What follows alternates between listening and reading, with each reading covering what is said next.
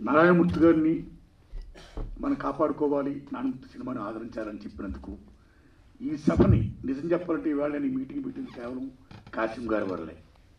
కాసిం గారు రీసెంట్గా నా సినిమా చూశారండి, బ్రహ్మాండంగా మెచ్చుకున్నాడు. ఆయన మెచ్చుకోవడమే కాదు, నారాయణమూర్తి గారు మీ సినిమా మీద మేము రౌండ్ టేబుల్ సమావేశం పెడతాము అని ఆయన అనడం, మీ సినిమా మేము ఎంకరేజ్ చేస్తాము, ఇలాంటి సినిమాను ఆదరించాలి అని చెప్పడం.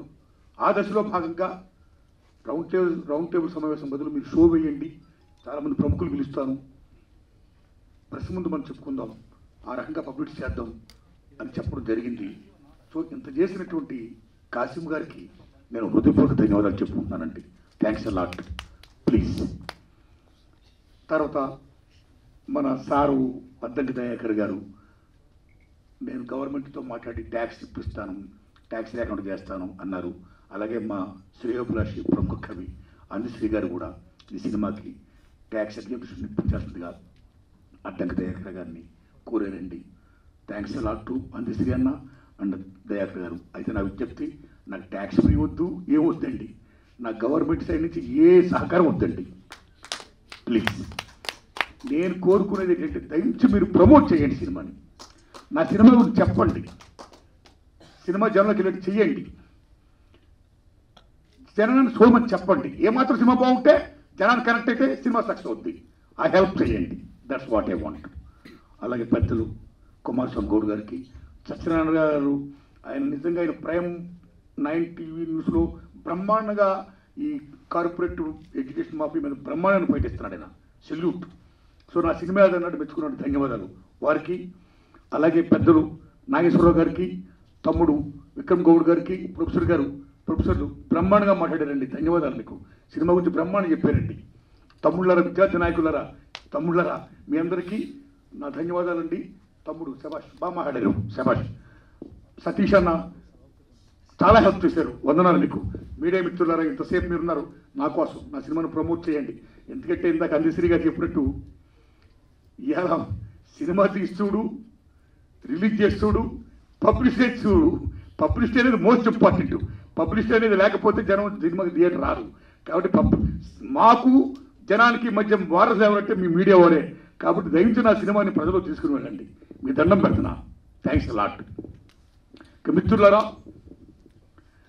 ముఖ్యంగా ఈ సినిమా నేను ఎందుకు తీసానంటే 10 సంవత్సరాల క్రితం వ్యాపం స్కామ్ జరిగింది భారతదేశంలో, ముఖ్యంగా భోపాల్లో, మధ్యప్రదేశ్ రాజధాని భోపాల్లో. వ్యాపం స్కామ్ అంటే ఉద్యోగాల కుంభకోణం.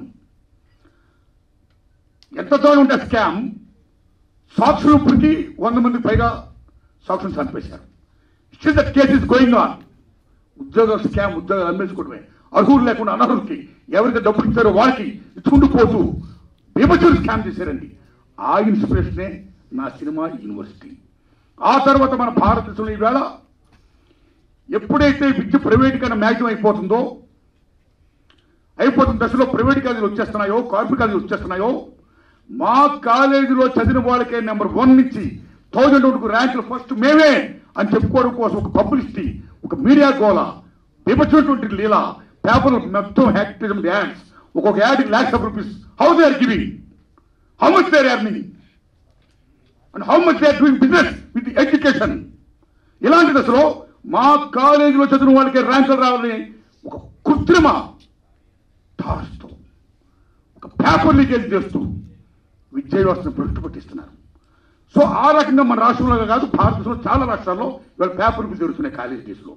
కాలేజీ డేస్ అయిపోయిన తర్వాత మనందరూ ఎక్కడికి వెళ్తామండి? ఉద్యోగాలకు వెళ్తాం. ఉద్యోగాలకు వెళ్తుంటే ఏ పబ్లిక్ సర్వీస్ కమిషన్ ఎగ్జామ్ రాయాలనుకుంటే అక్కడ కూడా మా కోచింగ్ సెంటర్లో చదివిన వాళ్ళకే ఉద్యోగాలు వస్తాయి అని ఒక నోషంతో, ఒక వ్యాపార దృక్పథంతో ఒక మాఫియా తయారైపోయి అక్కడ కూడా పేపర్ లీకేజీలు అండి. సేమ్ ఉదాహరణ తీసుకోండి, రీసెంట్గానే ఎంబీబీఎస్ పిహెచ్డి రాసిన వాళ్ళు చాలా మందికి నీట్ విషయంలో మీకు గుర్తుపెట్టుకుని తమ్ముళ్ళారా, గుజరాత్లో బీభత్సంగా పేపర్ లీకేజ్ జరిగిపోయాయి. ఒరిస్సా, గుజరాత్, యూపీ, మహారాష్ట్ర, ఢిల్లీ మొత్తం కుదేరైపోయింది. ఇంత పేపర్ లీకేజ్ జరిగిపోతుంటే కేంద్ర ప్రభుత్వం ఏం చేస్తుంది, రాష్ట్ర ప్రభుత్వాలు ఏం చేస్తున్నాయి? ఎందుకు ఎడ్యుకేషన్ మినిస్టర్స్, ఎందుకు సిస్టమ్, ఎందుకు కాన్స్టిట్యూషన్? కాబట్టి పేపర్ లీకేజ్ జరగకూడదు, విద్యను మనం కాపాడుకోవాలి అనే అంశాన్ని నేను ఫీల్ అయ్యి చిత్రమై ఈ యూనివర్సిటీ పేపర్ లీక్. కాబట్టి ఈ విద్యార్థులు, తల్లిదండ్రులు, ఉపాధ్యాయులు అందరూ చూడాలి. అన్నిటిని మించి ప్రభుత్వ విద్యా విధానాన్ని బలోపేతం చేయాలి అని ముఖ్యంగా చెప్పారు సినిమాలో. ఈ ప్రైవేటైజేషన్, కార్పొరేటీకరణ, ఈ మాఫియా దందాలు, ఈ ఎడ్యుకేషన్ సిస్టమ్ ఉండకూడదు, మొత్తం రూల్ చేయాలి. ప్రభుత్వ విద్యను కాపాడుకోవాలి, ప్రభుత్వ విద్యను బలోపేతం చేయాలి, విద్యని వైద్యుని త్యాగం చేయాలి అనే విషయం నేను చెప్పాను చిత్రం ద్వారా. ఈ చిత్రం ద్వారా నేను చెప్పినప్పుడు ఇందాక పాసి యాదగిరి గారు చెప్తున్నారు, వరవరరావు గారు సరసని, సాయిబాబు గారు సరసని మిమ్మల్ని కూడా పెడుతున్నాం అంటుంటైనా పెడతారంటుంటే, నేను వరవరరావు గారు అంత, సాయిబాబు గారు అంత గొప్పని కాను. నేను మామూలు మనిషి, నేను కామన్ మ్యాన్. నేను నా రూట్లో నా పని చూసుకుంటా. ఇక నా విజ్ఞప్తల్లా ఏంటంటే, ఈ సినిమాని నేను ఆగస్టు 22వ తారీఖున రిలీజ్ చేస్తున్నానండి. ఆగస్టు 1 కాదండి, ఆగస్టు 22 అండి. దయించి సినిమాని చూడండి, ఆదరించండి. ఏమాత్రం బాగున్నా 10 మందికి చూడమని చెప్పండి. ఇంకా ఇలా చిత్రాలు తీయడానికి నాకు మంచి శక్తిని ప్రసాదించండి. ఇదే నా విజ్ఞప్తి అండి. ధన్యవాదాలు మీకు. Thanks a lot. థ్యాంక్స్ అండి.